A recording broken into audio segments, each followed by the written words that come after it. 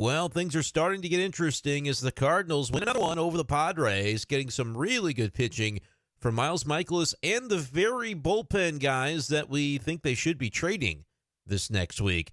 What does that mean for the way the Cardinals will handle the deadline as we continue toward July 31st? We'll talk about it coming up on B-Schaeff Daily.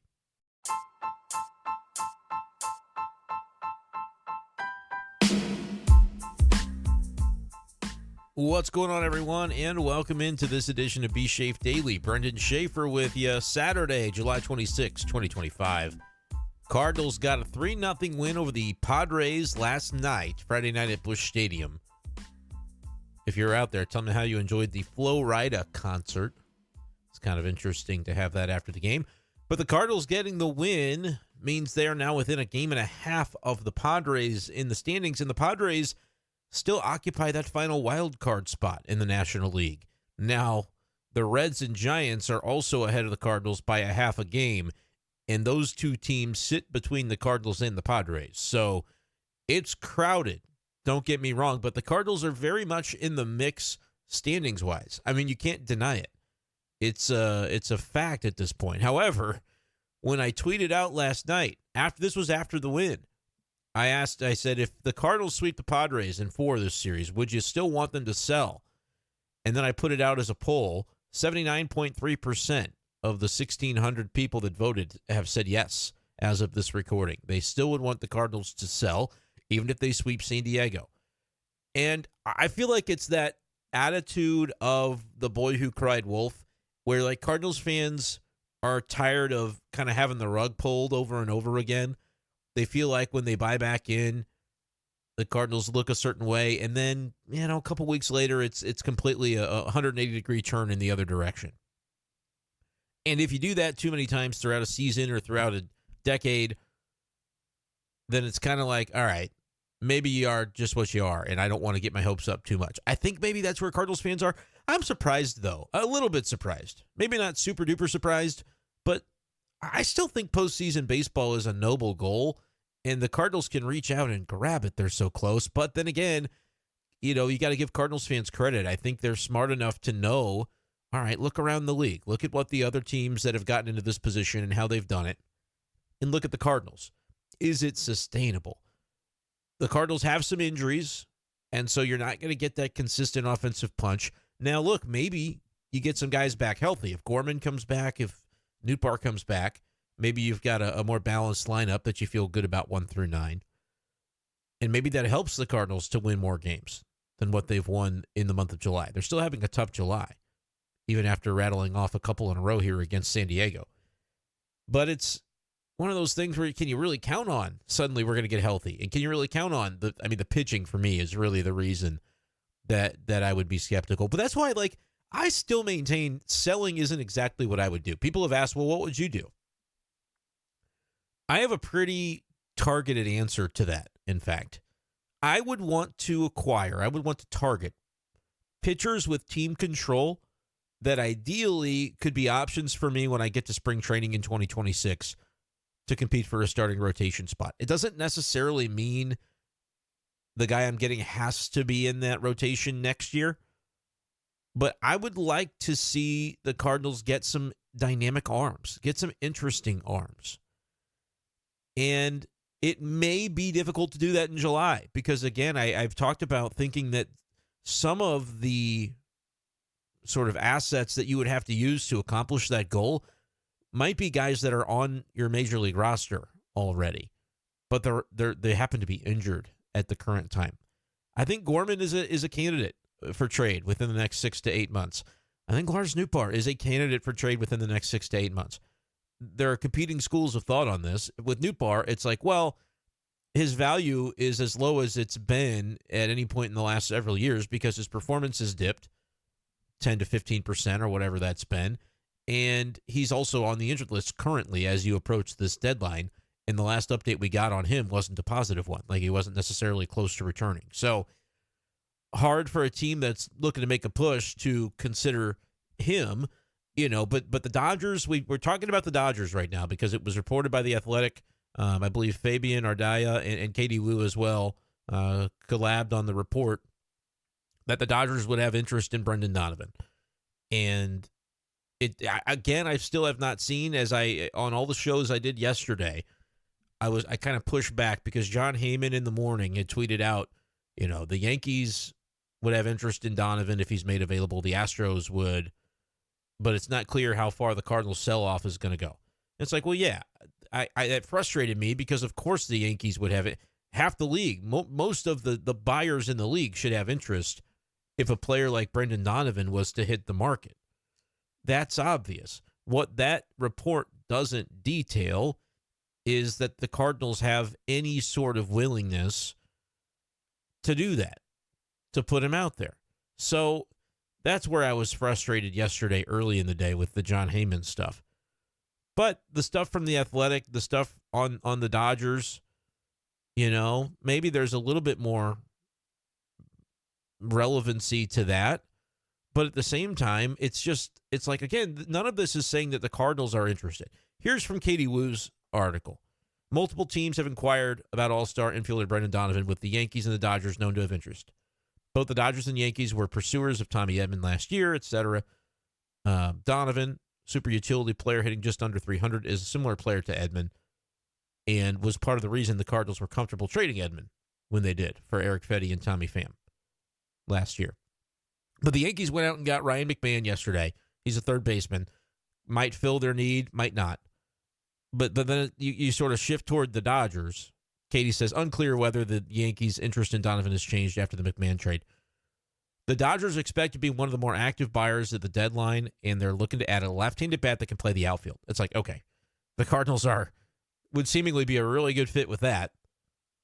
Obviously, Donovan, can play the corner outfield spots. More of an infielder, but could play the outfield. He's a left-handed bat. That's why I say it's unfortunate that Newpar's not healthy, because that connection would seemingly be obvious. Other position players, this is from Katie's article, gathering varying interests, levels of interest, are Herrera, Burleson, and Newpar. Burleson and Newpar would be two left-handed outfield bats that, would be interesting, obviously. But the Cardinals will not part with one of their position players unless they're blown away by the offer, and their conversations have not progressed past initial check-ins. So, again, I would say that while this is getting a lot of steam, it feels like people are talking about this a lot. Yeah, with Donovan or any of the other Cardinal position players, I don't think it's anything that's imminent by any means. But I think it falls in line with John Mozeliak's typical approach of, I'll listen to anything. I'm never going to shut down a conversation. I'll listen. But we'd have to probably be blown away. I think if there was a team willing to take on Newpar right now and give you a decent arm for him, man, I'd be really considering something like that. Because I think there will come a time, whether it's right now or November or December, where you have to trade from that position player glut to pick which ones you want to put out there in your everyday lineup in 2026. Add J.J. Weatherholt to that mix as well. So it's a glut now when everybody's healthy, which everybody's not healthy, and so that quickly becomes, maybe you want to keep the depth. But I think it's been difficult to figure out lineups and matchups and who's getting runway, who's not. That's been tough as a conversation point this year. And they've kind of had to ebb it and flow it with, certain parts of the year it's been certain guys getting the runway, whereas other times those guys are riding pine. I think for next year you'd like to clear some of that up. You would love to be able to add to your pitching crop when you do that, because you don't have a surplus when it comes to pitching. And pitching is pitching. It doesn't have to mean starter, reliever, whatever. I would like some dynamic arms that could conceivably do either. And when I look at, the Dodgers, I'm sure there's a bunch of prospects. Some of their guys have, not panned out as much. Some of them are still really appealing. The degree, the level to which they would be parting with prospects for, a position player of the Cardinals could be interesting. Do the Dodgers have a look at relief pitching as well? I believe the article from Fabian, if I'm pronouncing his name wrong, I apologize, good beat writer that covers the Dodgers for The Athletic. I think he put out there that, the Dodgers are interested in relief pitching as well. I'm going to check that out and double check to make sure that's right. Yeah, that's the top line in his newest story from yesterday. The Dodgers have made relief pitching their main priority during this deadline period. downplaying concerns about their lineup by expressing confidence that slumping stars Mookie Betts, Freddie Freeman, and Teoscar Hernandez will find their footing, and that Max Muncy's eventual return to the lineup will stabilize things. So, but he also says that's not preventing them from seeking a bat. They'll look for upgrades in the outfield. But if relief pitching is their primary goal, and a left-handed outfield bat is something else that they're looking at, well, it would seem the Cardinals would be an unbelievable fit. Katie sharing that the Cardinals have not publicly declared their intent to sell, but Mo has reached out to teams to inform them that relievers Helsley, Maton, and Steven Matz are available. Romero is drawing interest from rival clubs. I do not believe the Cardinals have made him available. They're reluctant to trade JoJo, is my read.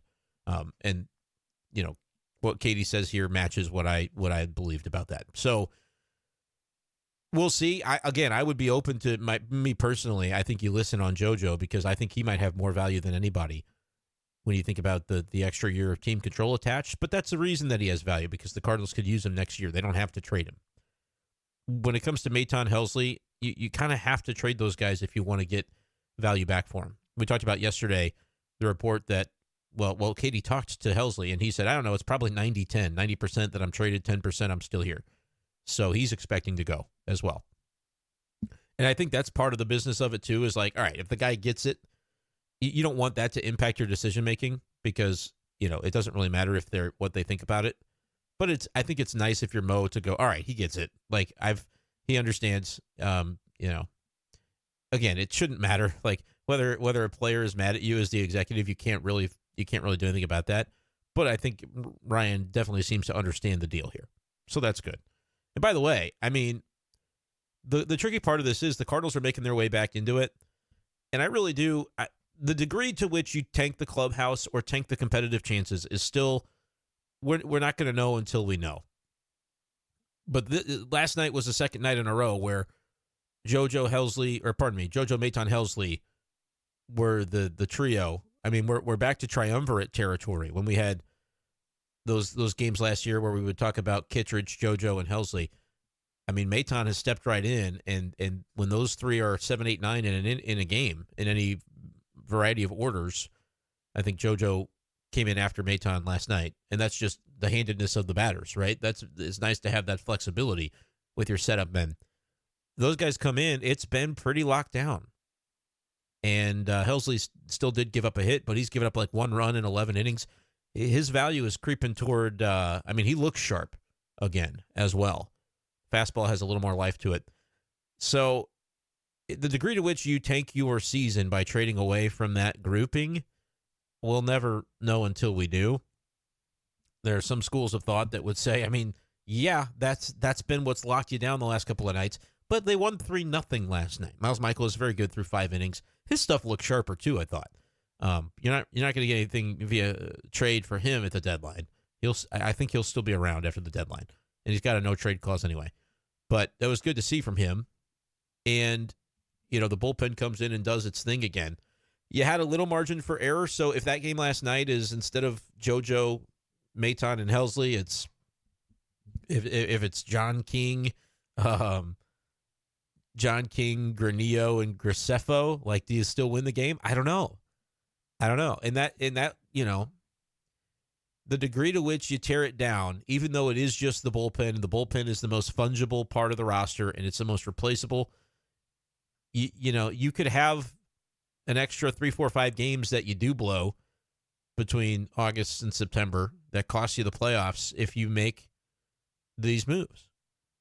Do you trade one of them or 2 of them, but like you hold on to Matz and you hold on to JoJo because he's going to be here next year under control.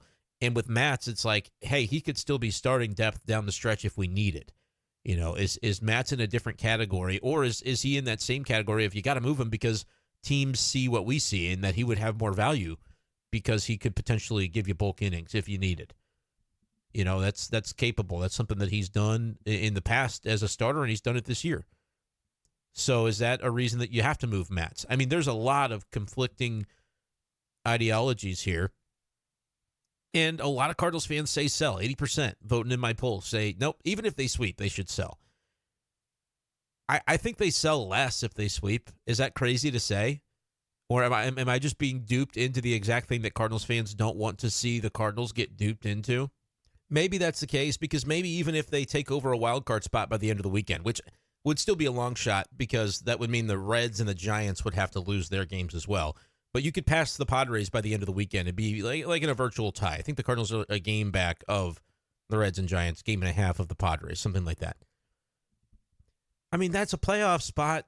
You're in the mix, but projecting that forward for the final 2 months without upgrading the team, because again, the teams around you are probably going to upgrade. That's what's tricky about all this. So you have to be realistic for sure.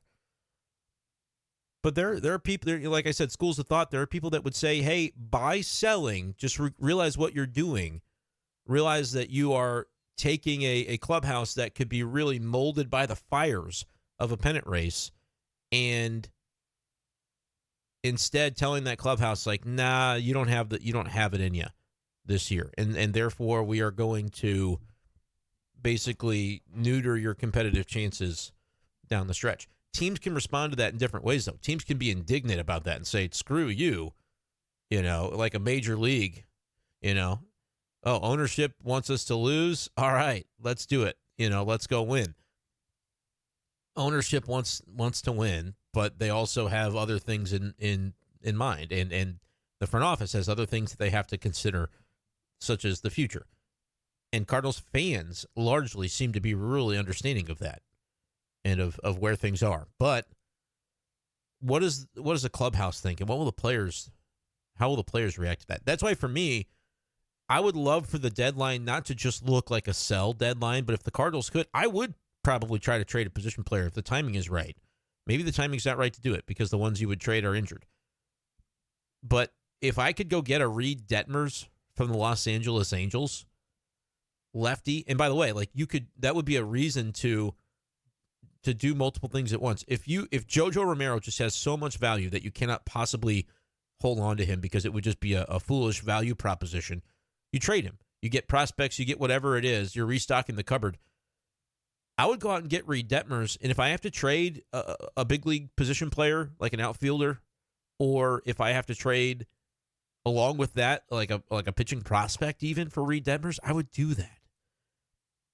You backfill. Reed Detmers is a left-hander, former first-rounder, 26 years old, controllable through 2028. Has a history as a starting pitcher. It didn't go well for him last year. But back in 2022, he had a 3.77 ERA in 25 starts. And in 2023, he had 168 strikeouts and 148 innings. ERA climbed a little bit. He gave up quite a few homers that year. And last year, he flamed out as a starter. He's got a 4.08 ERA this year in 43 bullpen appearances, 58 strikeouts in 46 innings. I would be bringing that guy in. He could be my JoJo for the rest of the way. I get prospects for JoJo. I love JoJo. I think he's got a ton of value. That's why you trade him, not because of anything else. But then in February, Reed Detmers is competing for a starter spot. You get Dusty Blake, you get Matt Pierpont, you get Rob Strofolio, all these guys working with him, and say, hey, here's what we want to do to develop you back into a starter. And then you've got a starter controllable for 3 years. That would be my idea for what you do at this deadline. You buy in, you sell. Hey, the Rays have taken Taj Bradley and they've sent him to the minors because they just can't figure him out right now. He's got a 4.6 ERA. I know that's not sexy. You're like, Brenden, the Cardinals got a lot of guys with a 4.6 ERA. What are you talking about adding another one? He's 24 years old. He's controllable through 2029. He was a former top prospect. He's had a 350 innings at the big league level with a 4.7 ERA. Averages more than a strikeout per inning. Swing and miss stuff. All right. Trust that the pitching development guys that you have are ones that can, work with this guy and get the most from him. They drafted him in Tampa in 2018. Chaim Bloom was still there. All right. Those are the types of moves that I would be making. I'm buying while I'm selling if I'm the Cardinals. Is that too much to ask if John Mozeliak is running the deadline and not Chaim Bloom? Yeah, it's probably none of that's going to happen. But if you are interested in my take on what they should be doing a whole heck of a lot over the next week or so. And position it in a way that it doesn't tank the season, right? Like if you trade Helsley, Maton, and JoJo, and those are sell moves, and then you make two other trades where you bring in And I know it's crazy. 5 trades? Maybe it's 4, right? Because maybe you're trading with the Dodgers and you trade them 2 of your relievers. You give them JoJo and Helsley or whatever. And you get a really nice pitching prospect back. Maybe somebody that can slide into your rotation right now or by February, right? I don't know which young pitchers they would be willing to move, but they've got a bunch of them. All right. And then maybe you're taking from that crop and you're bringing back some prospects, but you're also maybe flipping some prospects or trading some of your own prospects or your own left-handed hitting outfield bats to get Reed Detmers or to get Taj Bradley or both. And suddenly it's like, yeah, you traded some short-term guys, but now Granillo's getting a shot, Graceffo's getting a shot, and we've got these arms, Detmers and Taj Bradley, that are change of scenery guys in their mid-20s, and they come in, and actually the pitching's not worse for the wear. Yeah, you have more questions about the 9th inning, but maybe you keep one of them.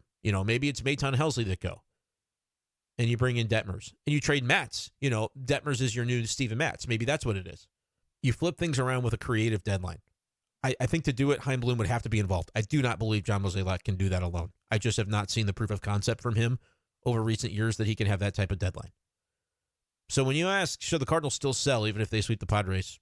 Yeah, technically, but they should be buying as well. They should be doing things that can help them make a push for this year, that can take the clubhouse aspect out of it and say, hey, yeah, we took some guys that y'all are fans of and took them away, but we're adding as well. We're getting more dynamic. We're getting younger. We're getting a little bit better position for the future. I would be doing all those sorts of things. I would be exploring those avenues. Will it happen? Probably very unlikely. It seems like every conversation that gets creative and bold is preliminary at best, and I would be surprised if any of them, if any of those come to fruition. But we'll see. And look, what the Cardinals are going to continue to try to do is win a bunch of games to make it really difficult on the front office to only sell and to only do things that are going to make them worse. People talk about, the fans talk about the timeline of, well, if you're not going to win this year, next year, or 2027, then you might as well sell and rebuild. I don't know where y'all came up with that premise. They won 83 games last year. They're pacing to win about 83 games again this year, 84, 85 games this year. That's not a team that needs a 3 to 5 year rebuild. They just don't. The Cardinals have never thought that way, and I don't think they should start now. Yeah, I know you're tired of being in the middle, whatever that means. I think it's more been a product of they haven't been able to get over the hump.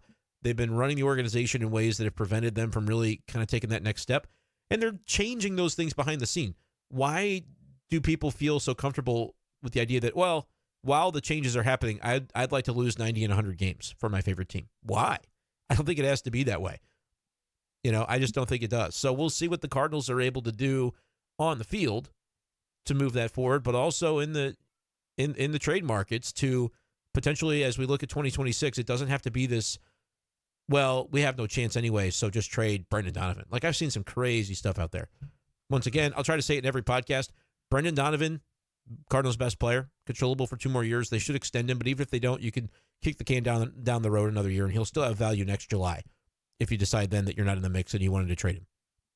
Yes, he has more value now because he's an all-star. I think he could be an all-star again. I don't think he's suddenly going to crater. So I don't worry about the fact that his value is the highest it's ever been, because I don't think his value is about to take a dump. Dip. I don't think his value is about to dip. That sounds better. More like what I meant to say. And I also don't believe that when J.J. Weatherholt is here, it does not mean that you have to have Brenden Donovan gone. It's a 26-man roster, 13 position players. Just because they kind of feel like very similar players doesn't mean that having both of them doesn't help you. And rather than take Donovan, who is what you're hoping J.J. Weatherholt turns into, people are going to disagree with that, and they're going to say, I want J.J. to be more than what Donovan's been. That's fine. And I think that'd be great if he is. But if he turned into Donovan, it wouldn't be the worst thing in the world. Donovan's a great player to have. And I'd rather have 2 of them than 1 of them. And so if I'm trading Donovan away for the hopes of getting a prospect turning into Donovan or above, but I have to wait 2 to 3 years to do it, I might just keep Donovan. Unless I'm getting just such a haul that I can't ignore it. And that's a different conversation. There are prospects out there that, you would have to consider. Packages of prospects that would, if you got a guy that could step into your major league lineup right now, who's controllable for 6 years, and you get a pitcher, all right. I'm going to hold my nose when I say it, but I'll consider that. But otherwise, I think people are jumping the gun a little bit, dissociating from actually what's in front of them. And it's easy to just look at it on paper or on a phone screen and go, yeah, trade Donovan. Slow down. Really think this through if that's how you feel. And hey, if you disagree with me, that's okay. That's all right if we don't feel the same about it. That's what makes it fun. But that's my take. Those are my thoughts on this, the latest with the Cardinals trade deadline. Let me know yours in the comments below. Are you selling still, even if they keep rolling out wins? Liberatore takes the mound tonight on Saturday. Looks to give the Cardinals a series win. We haven't seen him since the All-Star break, so that'll be interesting to see how he performs. That's going to do it, though, for this edition of the show. I appreciate you guys sincerely, as always, for tuning in and sticking with me. And we will talk to you next time on B-Schaeff Daily. Peace.